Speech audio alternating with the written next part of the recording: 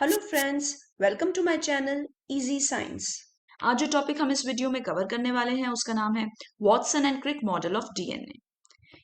DNA का structure समझने के लिए हमें सबसे पहले जानने की जरूरत है कि डीएनए के मोनोमेरिक यूनिट्स क्या होते हैं। तो देखिए दोस्तों, एक डीएनए जो होता है it is a polynucleotide strand, यानी कि एक डीएनए के अंदर बहुत सारे न्यूक्लियोटाइड के मोनोमर्स होते हैं और एक जो न्यूक्लियोटाइड है उसमें फर्दर 3 कंपोनेंट्स होते हैं: deoxyribose sugar, phosphate and base. तो जो डीऑक्सीराइबोज शुगर होता है उसकी फर्स्ट पोजीशन पे लगा होता है नाइट्रोजिनस बेस और फिफ्थ पोजीशन पे अटैच्ड होता है एक फॉस्फेट ग्रुप। और ये जो न्यूक्लियोटाइड्स होते हैं ये आपस में कनेक्टेड होते हैं।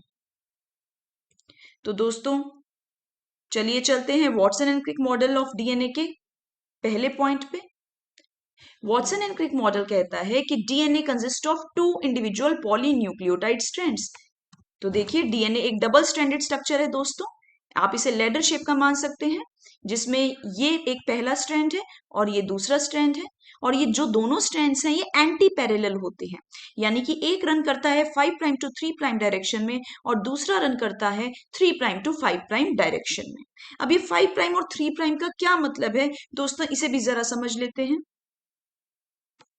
तो दोस्तों देखिए, जैसे कि मैंने बताया एक डीएनए में बहुत सारे न्यूक्लियोटाइड्स होते हैं।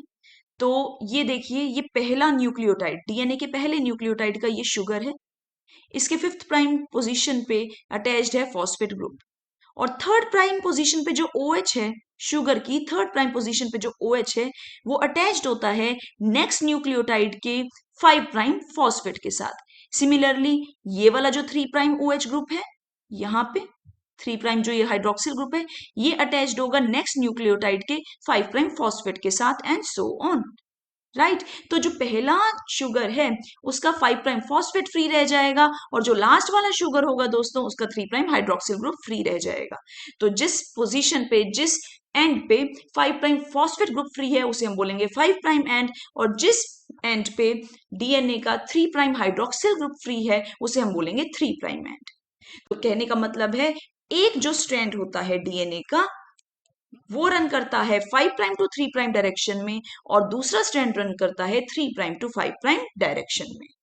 राइट, तो Watson and Crick model of DNA का पहला पॉइंट कहता है डीएनए में 2 स्ट्रैंड्स होते हैं, यानी कि डीएनए एक डबल स्ट्रैंडेड स्ट्रक्चर है और जो 2 स्ट्रैंड्स डीएनए के हैं वो एंटी पैरेलल होते हैं। एंटी पैरेलल कहने से मतलब है कि एक रन करेगा 5 प्राइम टू 3 प्राइम डायरेक्शन में और दूसरा रन करेगा 3 प्राइम टू 5 प्राइम डायरेक्शन में। फिर दोस्तों दूसरा पॉइंट आता है कि ये 2 स्ट्रैंड्स हैं ये बने किस चीज के होते हैं। तो अगर दोस्तों हम बात करें तो जो डीएनए की ये 2 साइड्स आपको ये नजर आ रही हैं लेडर की, ये दोनों बनी होती हैं, इनका जो बैकबोन है वो बना होता है शुगर और फॉस्फेट का। हमने अभी बात करी थी दोस्तों कि डीएनए में 3 कंपोनेंट्स होते हैं, शुगर, फॉस्फेट और नाइट्रोजनस बेस। लेकिन जो बैकबोन होता है इन दोनों लेडर का ये बना होता है alternating units of sugar and phosphate. तो sugar phosphate which are connected by phosphodiester bond.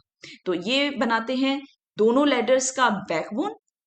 और दोस्तों जो सेंटर है, जो सेंटर में आपको स्टेप्स नजर आ रही हैं, ये जो स्टेप्स हैं ये बनी होती हैं हाइड्रोजन बॉन्ड्स की बिटवीन द नाइट्रोजनस बेस, यानी कि बैकबोन बना हुआ है alternating units of sugar and phosphate का और जो लेडर की स्टेप्स हैं वो बनी हुई हैं नाइट्रोजनस बेस के बीच में हाइड्रोजन बॉन्ड से। तो दोस्तों एक बार देखते हैं, ये देखिए the backbone of DNA molecule consist of alternating sugar, sugar obviously DNA में डीऑक्सीराइबोज होती है, and phosphate molecules, while the two strands are held together by hydrogen bond between the nitrogenous bases. The bases are nearly perpendicular to the common axis and form pairs. अब दोस्तों ये जो 2 strands हैं जैसे कि हमने बात करी इनके बीच में हाइड्रोजन बॉन्ड्स होते हैं, उसी से ये आपस में कनेक्टेड होते हैं दोनों लेडर्स। तो इनके बीच में जो कनेक्शन है, जो हाइड्रोजन बॉन्ड्स हैं, उसके कुछ रूल्स होते हैं। हमें पता है दोस्तों डीएनए के अंदर 4 तरह के नाइट्रोजनस बेसिस होते हैं: adenine, guanine, cytosine and thiamine. तो there is a rule, there is base pairing rules between these basis. Adenine हमेशा थाइमिन के साथ पेयर करता है और ग्वानिन हमेशा साइटोसिन के साथ पेयर करता है। And there are 2 hydrogen bonds between A and T and 3 hydrogen bonds between G and C. तो देखिए दोस्तों, adenine always pairs with thymine via 2 hydrogen bonds, while guanine always pairs with cytosine via 3 hydrogen bonds. और दोस्तों, अगर हम बात करें तो डीएनए में जो ये 2 स्ट्रैंड्स होते हैं, ये एज सच स्ट्रेट लाइन में प्रेजेंट नहीं होते, they are spirally twisted around each other, इस तरह से। इस डायग्राम में जैसे आपको शो किया गया है, the 2 strands are spirally coiled around each other. तो दोस्तों, आप ये देखिए, ये लेंथ है, क्योंकि ये spirally twisted strands around each other, ये 360 डिग्री पूरा घूम जाते हैं अराउंड ईच अदर। तो जो length of one turn off DNA है, ये जो हमने यहाँ पे शो करी है, इसे बोलते हैं पिच ऑफ द डीएनए। यानी कि 360 डिग्री जब डीएनए घूम जाता है, तो स्टार्टिंग पॉइंट और एंड पॉइंट के बीच का जो डिस्टेंस है, लेंथ है, उसे हम बोलते हैं pitch of the DNA. B form of DNA में ये पिच होती है 3.4 नैनोमीटर या फिर 34 एंगस्ट्रॉम। और दोस्तों, जो width of the DNA helix है, इट इज 2 नैनोमीटर या फिर 20 एंगस्ट्रॉम। अब दोस्तों, जो ये एक पिच ऑफ द डीएनए है, इसमें आ जाते हैं 10 बेस पेयर्स। आपको बताया मैंने कि जो दोनों स्ट्रैंड्स हैं, ये आपस में कनेक्टेड होते हैं by hydrogen bonding between the base pairs.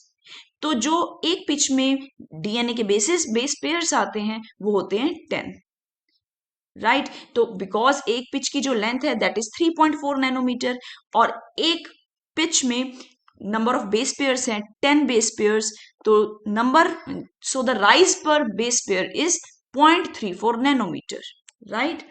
सो ये स्टैटिस्टिक्स है डीएनए की कुछ।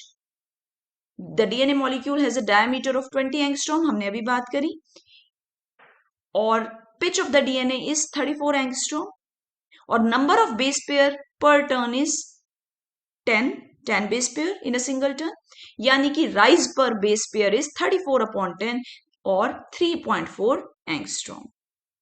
और because since the DNA turn represents 360 degrees, और एक टर्न में 10 बेस पेयर होते हैं, यानी कि एक बेस पेयर डीएनए के हेलिक्स को 36 डिग्री से टर्न कर देता है।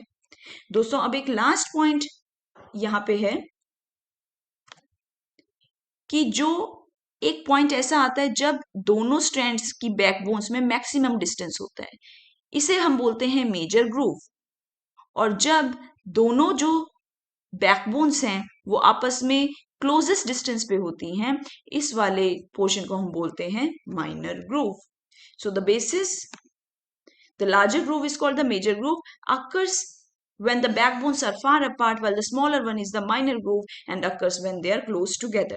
तो दोस्तों, एक बार जल्दी से ये वाले पॉइंट्स को रिवाइज कर लेते हैं। Watson and Crick model of DNA, जिसे हम बी फॉर्म ऑफ डीएनए भी बोलते हैं या सेकेंडरी स्ट्रक्चर ऑफ डीएनए भी बोलते हैं, ये कहता है कि डीएनए में 2 स्ट्रैंड्स होते हैं। DNA is a double stranded structure which is a which consist of 2 polynucleotide strands. एक स्ट्रैंड रन करेगा 5 प्राइम टू 3 प्राइम डायरेक्शन में, दूसरा स्ट्रैंड रन करेगा 3 प्राइम टू 5 प्राइम डायरेक्शन में, यानी कि दोनों स्ट्रैंड्स जो होते हैं वो एंटी पैरेलल होते हैं और आपस में स्पाइरली ट्विस्टेड होते हैं। उसके बाद दोस्तों, हमने बात करी कि जो दोनों स्ट्रैंड्स होते हैं उनकी बैकबोन्स बनी होती हैं alternating units of sugar and phosphate which are connected to each other by phosphodiester bond.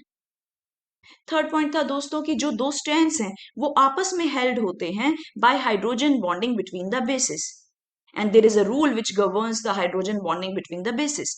A always pairs with T via 2 hydrogen bonds and G always pairs with C via 3 hydrogen bonds. इतना लिखने के बाद दोस्तों, हमने discuss किए कुछ statistics. जो DNA का पिच ऑफ द हेलिक्स होता है दैट इज 3.4 नैनोमीटर और 34 angstrom. Width of the helix होता है 2 नैनोमीटर और 20 angstrom. Rise per base pair होता है दोस्तों 0.34 नैनोमीटर और 3.4 एंगस्ट्रॉम, और number of base pair per turn होते हैं 10 बेस पेयर्स, राइट। और हमने फिर लास्ट में बात करी मेजर ग्रूव माइनर ग्रूव की। वो वाला ग्रूव जहां पे जो दोनों बैकबोन स्ट्रैंड्स हैं वो मैक्सिमम डिस्टेंस पे हैं उसे हम बोलेंगे मेजर ग्रूव, और जब वो दोनों क्लोजेस्ट डिस्टेंस पे हैं उसे हम बोलेंगे माइनर ग्रूव। तो दोस्तों, होप करती हूँ आज का लेक्चर आपको यूजफुल लगा होगा। अगर आपको ये लेक्चर यूजफुल लगा है तो प्लीज इसे लाइक एंड शेयर कीजिए और मेरे चैनल को सब्सक्राइब कीजिए। Thank you.